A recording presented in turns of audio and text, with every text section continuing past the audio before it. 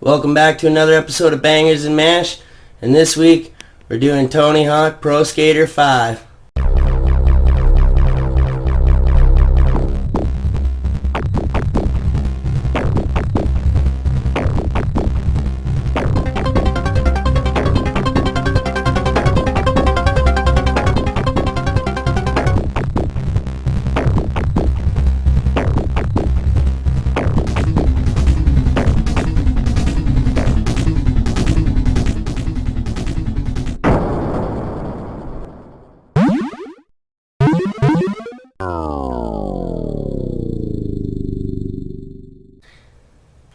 Yo, what up? Welcome back to Bangerz and Mash, and today we're reviewing the 2015 game Tony Hawk Pro Skater 5. It's the 10th game in the Tony Hawk skateboarding series, and as you can see, we've played a lot of them, so I have a feeling our opinion matters. Alright, it was developed by Robomoto and Disruptive Games. This is the same Robomoto who made the lowest rated and worst selling Tony Hawk game in the series to date, Tony Hawk Ride. Yeah, that one was bad. Anyways, the game was originally released for the PS4 and Xbox One on September 29th. They released the PS3 and 360 versions on December 15th. Apparently this delay was to improve the original version. Improvement is something Improvement is something the game desperately needs. If you want to play a classic Tony Hawk, like my favorite, Tony Hawk 3, you're in for another disappointment. There is no story like there is in Underground. Contains Nothing. Contains nothing. It feels painfully stepped back in a backwards direction like its predecessors. It's a pick up and play, so you don't really feel a big difference. It depends on how much time you put into it, depending on how good you can be, just like the others. We've not even begun to discuss the problems with this game. Being super hyped for this game, I bought it day one. And this game was so fucking broken, it wasn't even funny. You couldn't play any more than the first initial starting level. After 7.6 gig patch, the game was sort of playable. I don't know, apparently since then they've patched it a second time, fixing many bugs and glitches. They added a quick turn system.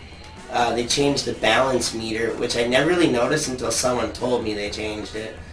And then they reworked the slam system. We'll get into the slam system later. I went back to give it a try, and they did add like new characters and new levels, but really the game just still felt the same. It's all broken and barely playable, even after the 7.8 gig update. Ouch.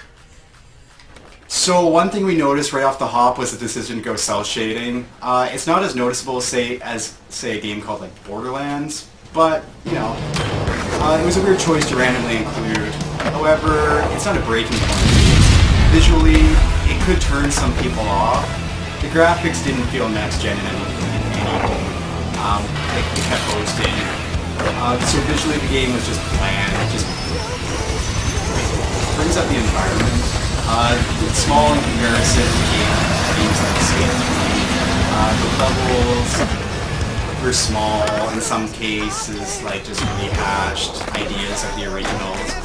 We both have good memories of other Tony Hawk games, but this one didn't really create anything amazing. Okay, some of the levels in this game include the barracks. It feels like a weaker version of the Foundry level found in Tony Hawk Pro Skater 3, one of my favorites. The Bonfire Beach was actually not that bad, but it was pretty small. They did the School level 3. It's just another school level. Same ideas from the previous installments, just shoved in it, like the high dive. The Mega Park was actually a good level, and I mean you could get lots of height in it. There's even a hidden area that was kind of cool. Then there's like rooftops. That was a painful grind fest, really, like literally. It was a level consisting of rooftops and bars to grind from building to building. Then you got your bunker level. It felt like the first level in your Tony Hawk Pro Skater 1 game, just redone. The asteroid belt level is just a broken mess, making some of the challenges damn near impossible for you to do. Like trying to get a mash or grind combo and having the game clip off the bar for no reason at all even if the bar is fucking straight. The mountain level is like a cool Canadian feel. It's also one of those downhill jam levels though, so if you aren't a fan of the downhill jams, you won't like that, or the new one they added, the subway level. It's like essentially the same thing, just in the subway. They did add this Wild West level too with the update, and there's really not much to say about it aside from it's just generic and boring. Now that we got the levels out of the way, we can discuss challenges. There are objectives like collecting skate, which is classic. I'm glad they at least kept that in. There's finding hidden DVDs, VHS. For the most part, I like the level objectives. It's hard to add more random objective to a skateboard game, but none of them were really that fun. We would rather have had objectives like the original Tony Hawk's, where it's kind of like a race against time. The challenges were pretty lame. It felt like they were trying to make me collect a bunch of ice cream cones while I was doing a combo, or stupid, knocking the balls out of a pool. Sometimes there's power-ups, growing big, double jump, which was a good one, and, shooting projectiles out of your skateboard so you can hit targets. I don't know, there was too much added in. Mixing with all the other challenges to, score 1 million points. Yeah, it just got repetitive. Some other things to note about this game is the creative part. It works, but it's definitely not as good as, say, Skate 3's level designer. In this game, you're given a default part. For example, we'll say Mega Park design. Then all you really do is just paste in what you want in there. I'm not going to bitch about this because it works, and you can play some pretty creative levels online. It's difficult. Yeah, that being said though, this game is online, so you can ride around smacking people in the face. Unless you're doing a challenge, then it places you in a starting position with no online distraction.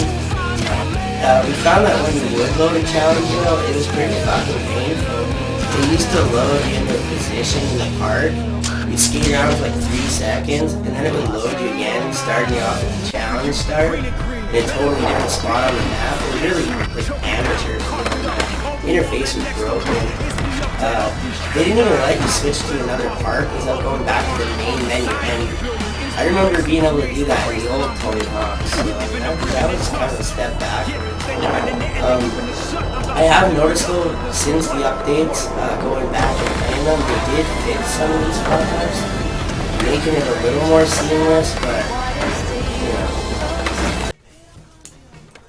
There's still a Create a Skater, but it's pretty non-existent in the game. They took the original Create a Skater and then where you could customize everything and they just threw it out the window.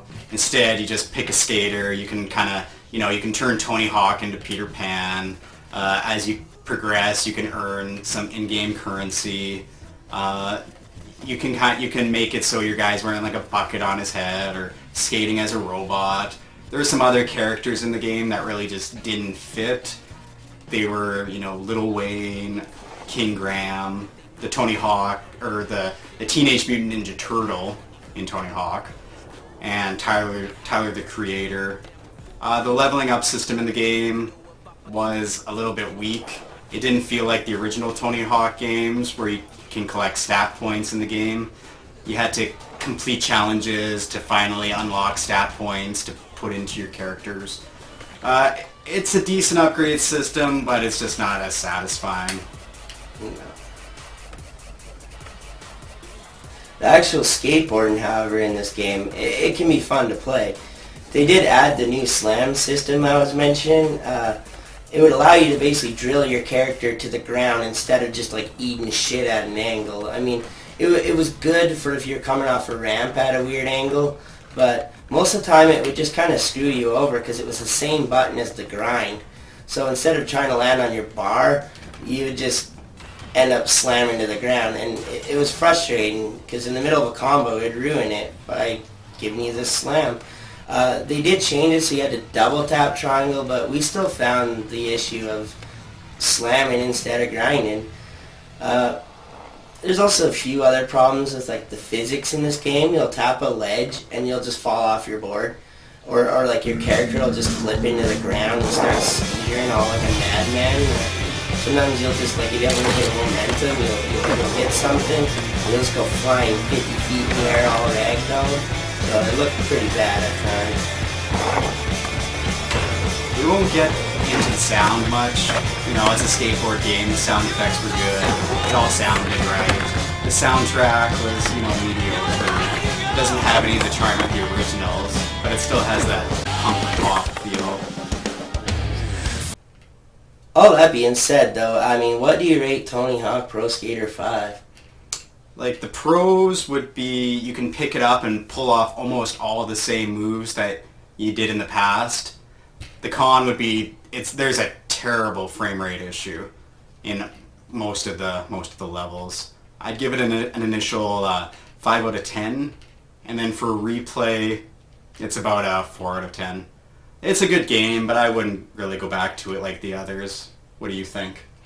Well, I guess if I have to give a pro to this game, it's a skateboarding game for the PS4, and there isn't really a lot of those right now, so at least you can play a skateboarding game. The cons, however, I bought this game day one, and I've been so disappointed since. The fact that this game was released in such a broken state that they had to even give free downloadable content just makes my point even more valid that it was just shit.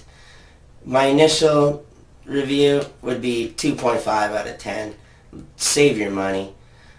Replay, I guess 5 out of 10, because like I said, if you want to go play a skateboarding game, It's the only one. you don't have much option. That's another Bangerz and Mash. Don't forget to tune in and subscribe. Don't forget to donate your free Boba Fett merchandise, and fuck off.